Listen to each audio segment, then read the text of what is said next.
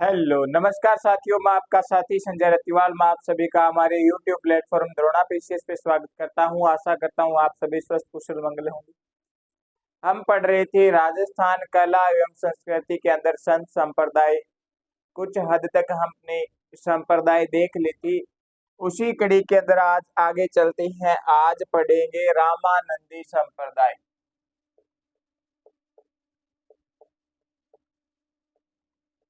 रामानंदी संप्रदाय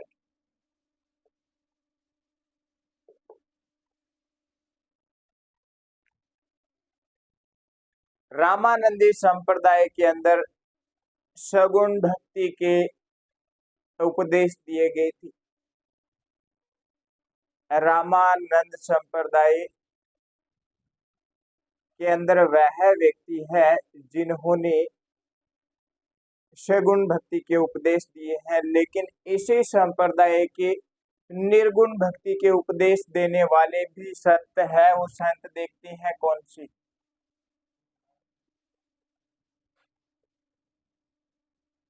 निर्गुण भक्ति के संत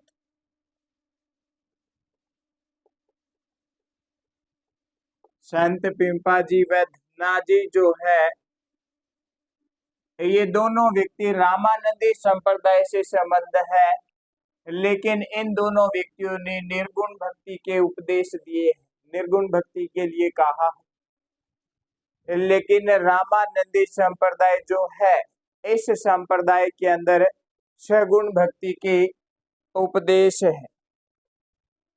इसी के अंदर आगे देखती हैं।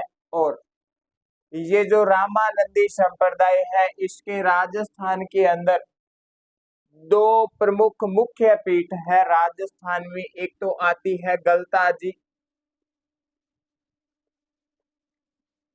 जयपुर में, एक पीठ आती है साथियों रेवासा सीकर में। रेवासा सीकर में गलता जी जयपुर के जो संस्थापक है कृष्णदास पेहारी। गलता जी के अंदर जो मुख्य पीठ है, इसके जो संस्थापक है वो कृष्णदास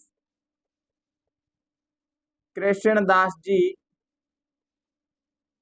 पेहारी है। इन्हीं के शिष्य हुए हैं जो रेवासा सीकर चले गए थे, जहां पे इन्होंने मुख्य पीठ की स्थापना की।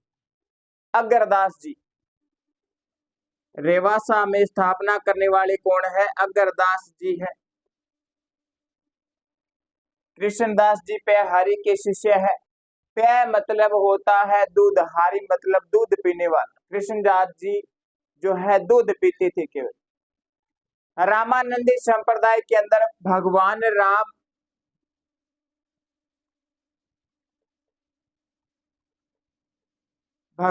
राम की पूजा होती थी, लेकिन पूजा किस रूप में होती थी?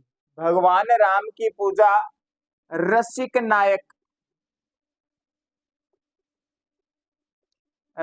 नायक रूप में होती थी जी पूजा रामानंदी संप्रदाय के अंदर।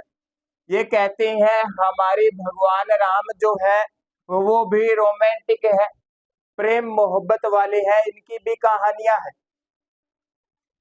फिर भी कृष्ण जी वाले भक्त है, उन्होंने कहा आपके राम की क्या कहानी, किसके साथ है? फिर रामानंदी संप्रदाय वाले कहते हैं कहानी तो है, लेकिन कहानी जो है सीता माता के साथ। किसके साथ में है? सीता माता के साथ में है। रसिक नायक रूप में पूजा करते थे राम भगवान की, इसीलिए रामानंदी संप्रदाय को रसिक संप्रदाय भी कहते हैं। क्या कहते हैं? रसिक संप्रदाय भी कहते हैं, क्योंकि भगवान की राम की जो पूजा है वो रसिक नायक रूप में होती है, इसीलिए रामानंदी संप्रदाय को रसिक संप्रदाय भी कहते हैं। जयपुर में सवाई जयसिंह नाम का एक राजा हुआ था, जिसके दरबार में एक कवि रहता था कृष्ण भट्ट। उन्होंने अपना ग्रंथ लिखा राम रासो, जिसके अंदर राम व माता सीता की प्रेम कहानी। किसने लिखा जी? ग्रंथ लिखा कृष्ण भट्ट ने लिखा राम रासो। इस ग्रंथ में क्या है जी? राम व माता सीता की प्रेम कहानी है। राम व माता सीता की प्रेम कहानी है राम रासो ग्रंथ के अंदर। फिर पढ़ते हैं कृष्णदास पेहारी। ये जो कृष्णदास पेहारी है गलता जी के संस्थापक है। फिर जयपुर में एक और नाम आता है पृथ्वीराज का। पृथ्वीराज का नाम आता है, उनकी पत्नी है बालाबाई, लूणकरण जी की पुत्री है।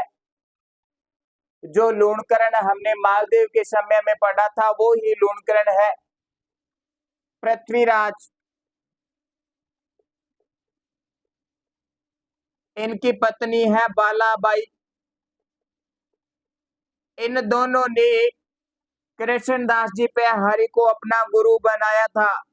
कृष्णदास जी के शिष्य बने थे ये दोनों।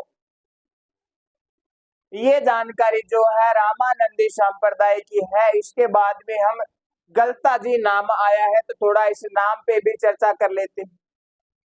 गलता जी के बारे में कहा जाता है गलता जी की जो भूमि है यहाँ पे ऋषि गालब की तपोभूमि थी। ऋषि गालब की तपोभूमि थी, इसी कारण इस तपोभूमि वाली भूमि को गलता जी कहती हैं। इस गलता जी के अंदर प्राचीन सूर्य मंदिर है, प्रसिद्ध मंदिर है, जिसके कारण गलता जी का नाम चलता है। इसी प्राचीन सूर्य मंदिर को मंकी वैली भी कहती है। मंकी वैली भी कहती है। तो ये गलता जी के बारे में है थोड़ी जानकारी, ये भी ध्यान रखना। रामानंदी संप्रदाय जो है उत्तर भारत के अंदर है, लेकिन दक्षिण भारत के अंदर इस समय रामानुज संप्रदाय थी, जिसकी मुख्य प्रमुख पीठ है तोताद्री। रामानुज संप्रदाय उत्तर भारत में, दक्षिण भारत में थी और उत्तर भारत में रामानंदी संप्रदाय थी। रामानुज संप्रदाय की जो प्रमुख पीठ है तोताद्री है। क्या है? तोताद्री है।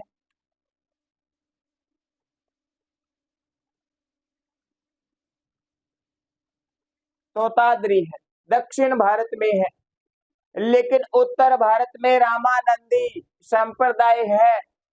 भारत कौन सा है? उत्तर भारत है। दक्षिण भारत में प्रमुख पीठ है तोताद्री, लेकिन इसके उत्तर के अंदर गलता जी प्रमुख पीठ में आता है। तो इसी गलता जी को उत्तरी तोताद्री कहते हैं। गलता जी को उत्तरी तोताद्री कहते हैं। उत्तरी तोताद्री कहते हैं, ध्यान रखना गलता जी को। ये रामानंदी संप्रदाय के बारे में।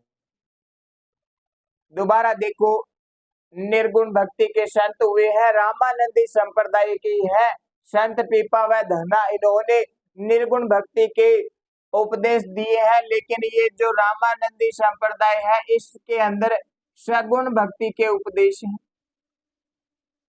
सगुण भक्ति के उपदेश हैं। सगुण भक्ति की बात करती है, मूर्ति पूजा की बात करती है। और निर्गुण के अंदर कोई मूर्ति पूजा नहीं होती, कोई प्रतीक चिन्ह नहीं होता। तो सर पूजा किसकी होती है? ग्रंथों की पूजा होती है। ग्रंथों की पूजा होती है। हम जब संत संप्रदाय पढ़ रहे थे तब मैंने आपको बताया था, इस पे देख लेना सारी की सारी जानकारी रामानंदी संप्रदाय के अंदर। इसके बाद में एक संप्रदाय और है, वो पढ़ते हैं राम स्नेही संप्रदाय। राम स्नेही संप्रदाय पढ़ते हैं। अब रामानंदी के बाद में राम राम से जुड़ के चलती है, कड़ी से कड़ी मिला के चलते हैं।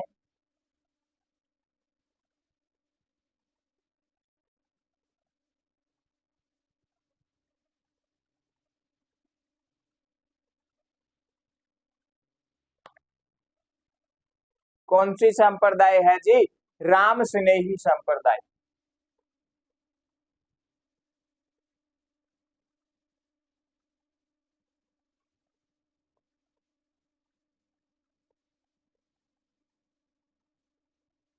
इस राम स्नेही संप्रदाय में पढ़ती है। राम स्नेही संप्रदाय में निर्गुण भक्ति के उपदेश है, इसीलिए इस राम स्नेही संप्रदाय को निर्गुण भक्ति संप्रदाय भी कहते हैं। अभी पढ़ते हैं।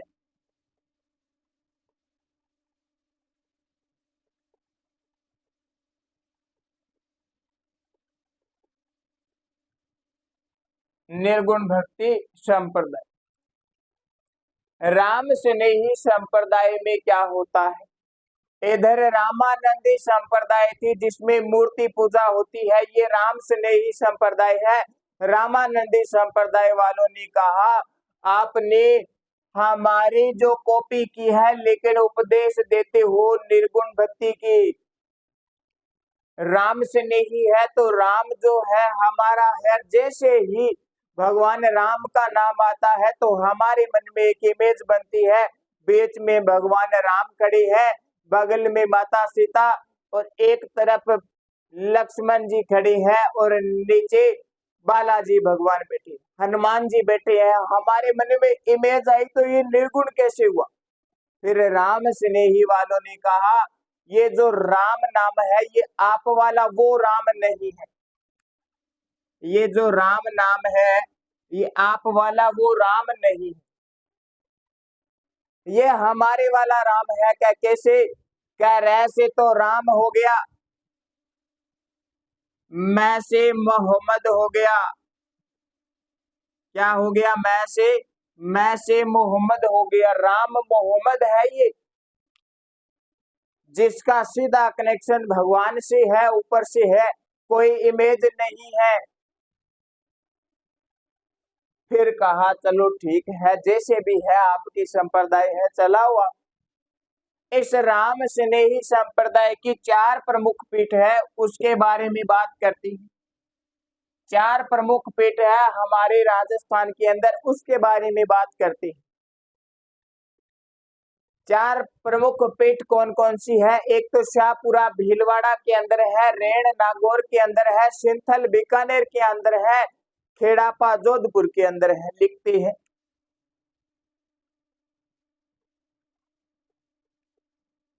4 मुख्य पीठ है, कौन कौन सी है साथियों? शाहपुरा, शाहपुरा कहाँ पे है? भीलवाड़ा में। फिर आती है रेण नागौर, 2 आगे 2 देखते हैं, फिर आगे की 2 देखेंगे। इस शाहपुरा के संस्थापक की बात करते हैं, स्थापना किसने की? स्थापना कौन करता? स्थापना की बात आती है, राम स्नेही है तो राम के नाम से करने वाला व्यक्ति रामचरण जी। कौन है? रामचरण जी है।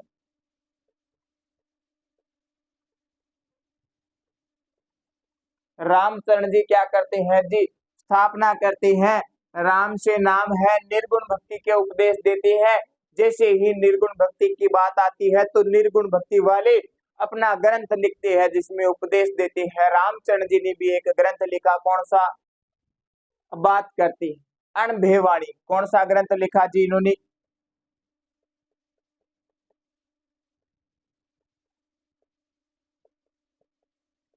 अणभेवाणी ग्रंथ लिखा। फिर रेण पे आती है, रेण नागौर के अंदर है, इसके संस्थापक कौन है जी? इसके संस्थापक है दरियाव जी। कौन है? दरियाव जी है। दरियाव जी संस्थापक। फिर बात आती है सिंथल बीकानेर की।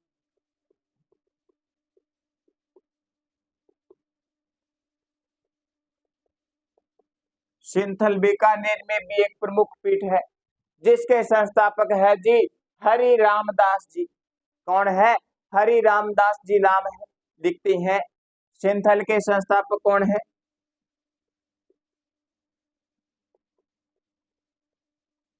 हरि रामदास जी है। इन हरि रामदास जी ने योगा पे एक बुक लिखी। किस पे लिखी? योगा पे। योग करते हैं, व्यायाम करते हैं, उस पे बुक लिखी हरि रामदास जी ने। क्या नाम है? निशानी नाम है बुक का, ग्रंथ का।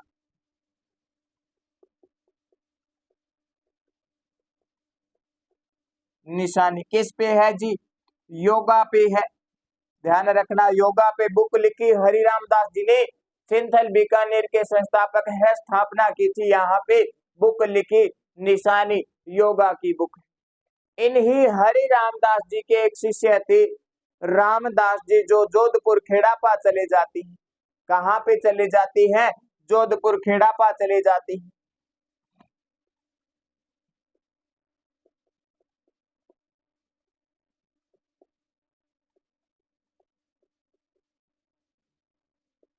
रामदास जी,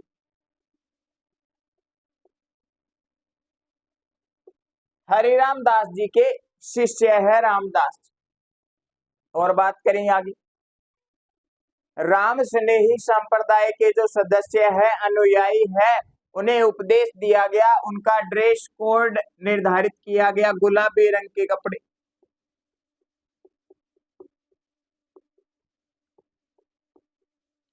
गुलाबी रंग के कपड़े पहने। जैसे चरणदासी संप्रदाय थी, चरणदासी संप्रदाय के लोग पीले रंग के कपड़े पहनते हैं, वैसे ही राम स्नेही संप्रदाय के लोग गुलाबी रंग के कपड़े पहनते हैं।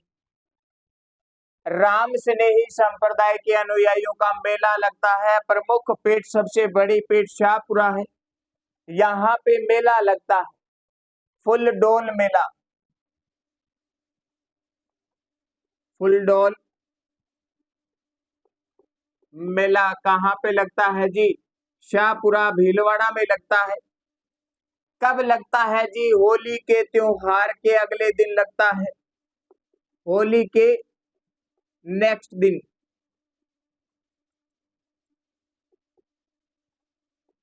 अगले दिन लगता है ये मेला। कौन सा मेला? फुल डोल मेला। जब मेले व त्योहार पढ़ेंगे तब मैं आपको फुल डोल मेले के बारे में और बताऊंगा, सारी जानकारी पढ़ी। ये लगता है। अब जी, शाहपुरा की स्थापना करने वाले व्यक्ति है रामचरण जी। शाहपुरा इन चारों में से बड़ी पीठ है, प्रमुख पीठ है, तो रामचरण जी के बारे में भी कुछ जानकारी मिलती है, वो भी पढ़ लेती है ना। रामचरण जी का जन्म कहाँ होता है, किस परिवार में होता है, पिता का नाम क्या है, गुरु का नाम क्या है, कहाँ पे जाते हैं, कौन इनकी सहायता करता है, इनके लिए क्या निर्माण कार्य होते हैं, वो पढ़ती।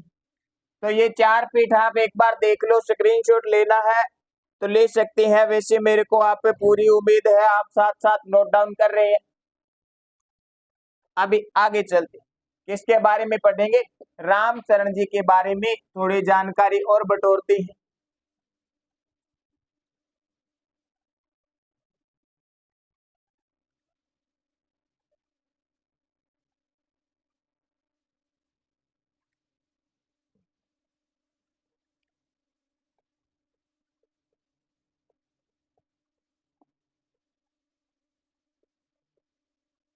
रामचरण, रामचरण जी का जन्म होता है जी टोंक के अंदर, क्षेत्र है सोडा, वैश्य परिवार में जन्म होता है।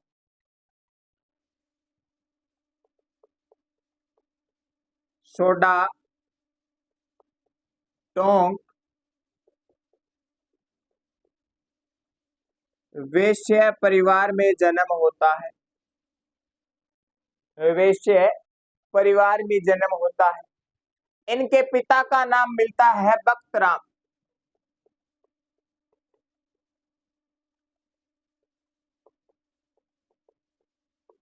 तो फिर माता का नाम क्या मिलता है? देव। क्या नाम मिलता है? देव नाम मिलता है। ये सोडा से चले जाते, दांतड़ा जाते हैं, दांतड़ा में ये करपा राम जी से मिलते हैं, उन्हें अपनी कहानी बताती है और करपा राम जी को अपना गुरु बना लेते हैं। गुरु कौन है इनके? गुरु की बात करें इनके,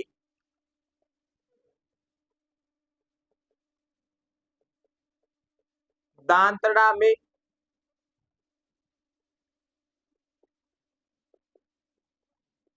करपा राम जी को गुरु बनाया अपना। किनको? करपा राम जी को गुरु बनाया। दांतड़ा से फिर कुआड़ा जाते हैं, कुआड़ा में कुछ समय रहते हैं, कुआड़ा चले जाते हैं, कुआड़ा कुछ समय रहते हैं, फिर भीलवाड़ा चले जाते हैं, भीलवाड़ा में भी कुछ समय रहते हैं। बाद में शाहपुरा के राजा ने इन्हें अपने पास बुला लिया था। शाहपुरा का राजा था रण सिंह। इस रण सिंह ने रामचरण जी को अपने पास बुला लिया था कि रामचरण जी, आप तो इधर उधर मत भटको, कहीं पे जाने की जरूरत नहीं है, आप तो यहाँ पे शाहपुरा में आओ, यहाँ पे रहो, आपको जो चाहिए वो मैं दूंगा। अब रामचरण जी रण सिंह के पास आ गए हैं शाहपुरा में। इस रण सिंह ने रामचरण जी के लिए छतरी का निर्माण किया जी। क्या बनवाई? छतरी बनवाई। और क्या बनवाया जी? इनके लिए मठ बनवाया, है ना, गुरुकुल होता है ना, मठ का निर्माण करवाया।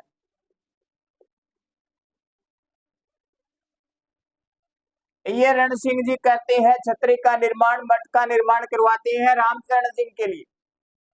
रामचरण जी के लिए मठ व छतरी का निर्माण करवाया शाहपुरा भीलवाड़ा के अंदर। ये रामचरण जी की थोड़ी जानकारी। अब और बात करते हैं थोड़ा आगे। एक संप्रदाय और आता है नाथ संप्रदाय। कौन सा संप्रदाय आता है साथियों? नाथ संप्रदाय आते हैं। नाथ संप्रदाय भी पढ़ लेते हैं।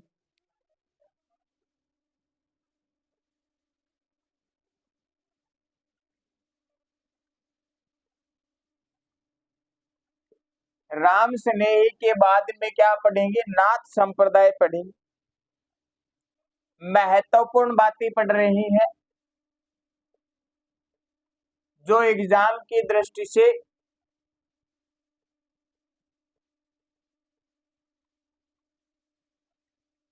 आवश्यक है हमें पढ़ना होगी। संप्रदाय है नाथ संप्रदाय। इस नाथ संप्रदाय की दो शाखा है, वैराग नाथी और मान नाथी। कितनी शाखाएं हैं?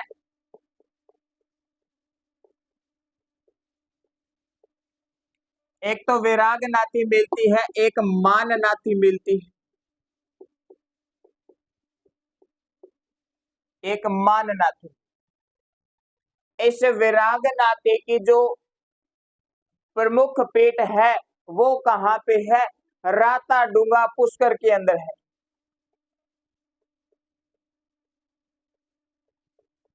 राता डूंगा पुष्कर में है।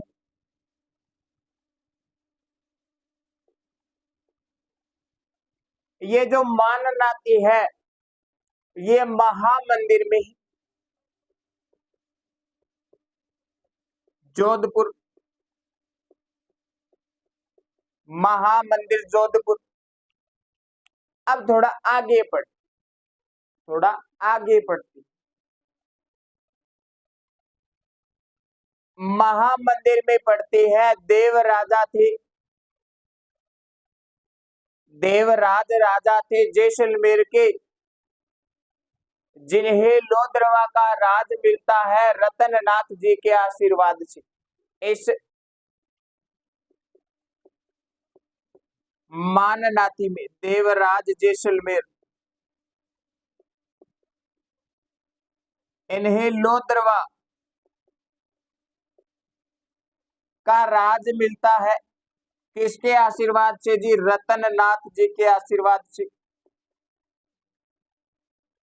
ये रतननाथ जी माननाथी से संबंधित थे, माननाथी नाथ थे। फिर इधर देखते हैं, इधर भी तो देखते हैं। राता डूंगा में भर्तरी नाम का व्यक्ति है, अलवर के अंदर इनका मंदिर है, वर्ष में 2 बार मेला लगता है भर्तहरि।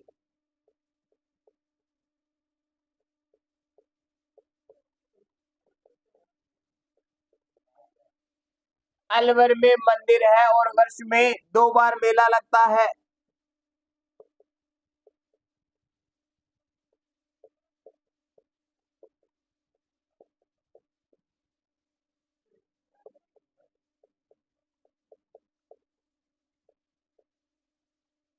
2 बार मेला लगता है। मंदिर आता है नाथ संप्रदाय का श्री मंदिर जालोर के अंदर।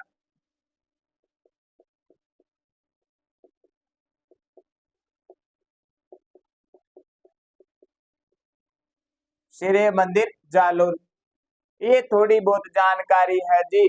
संप्रदाय कौन सी है? नाथ संप्रदाय। 2 शाखा है, वैरागनाथी, माननाथी। कहाँ पे पीठ है इनकी? राता डूंगा पुष्कर महामंदिर जोधपुर में। थोड़ी बहुत और जानकारी है, लेकिन ये जो जानकारी पढ़ रही है इसमें नाम आता है भर्तहरि का। और भर्तहरि पे मैं आपको एक कहानी बताता हूँ। भर्तहरि पे मैं आपको एक कहानी बताता हूँ। कहानी बड़ी रोचक है ना? कहानी बड़ी रोचक। तो सुनो बात। ये वो ही भर्तरी है जो बाद में अपना राजपाट छोड़ के साधु बन जाते। लेकिन जब इतिहास में इनकी बात चलेगी तब और कहानी बताएंगे आपको इन्हीं भर्तरी। अभी बताता हूँ साधु कैसे बने।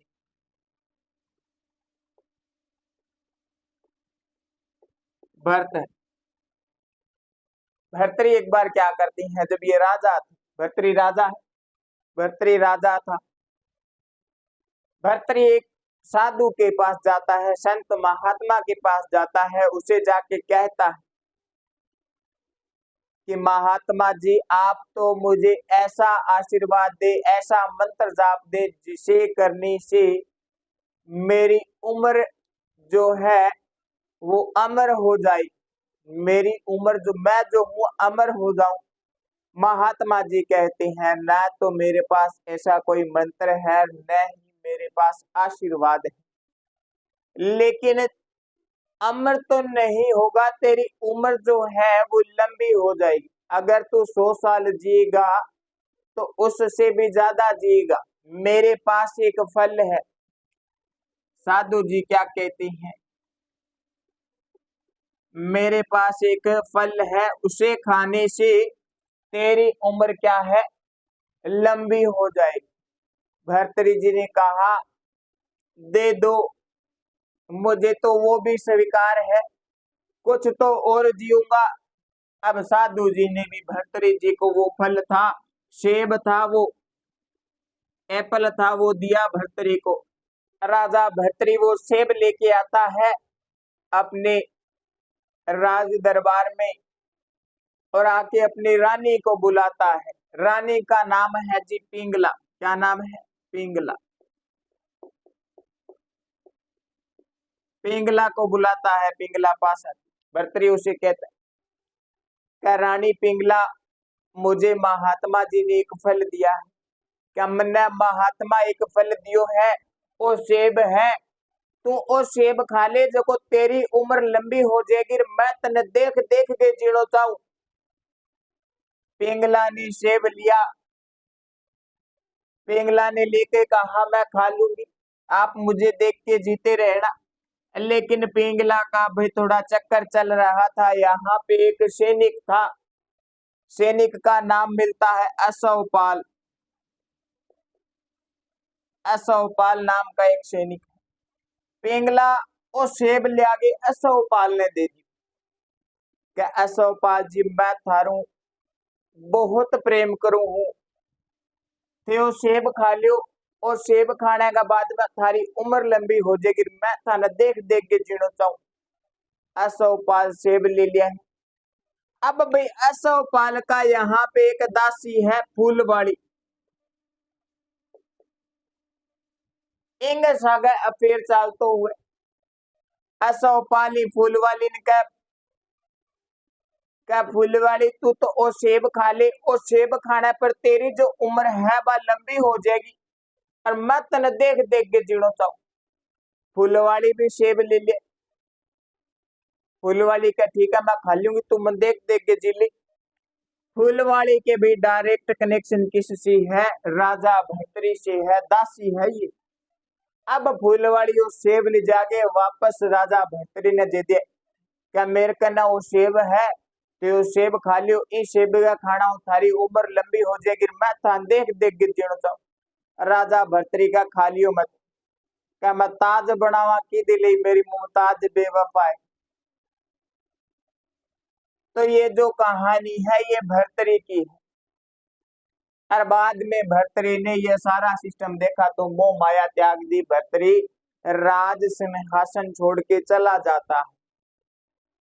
तो ये कहानी है। आज हमने पढ़ा रामानंदी संप्रदाय, राम स्नेही संप्रदाय, नाथ संप्रदाय। आशा करता हूँ आपको मेरी ये क्लास अच्छी लगी होगी। अच्छी लगी है तो लाइक करें, वीडियो को कमेंट करें, ज्यादा से ज्यादा शेयर करें।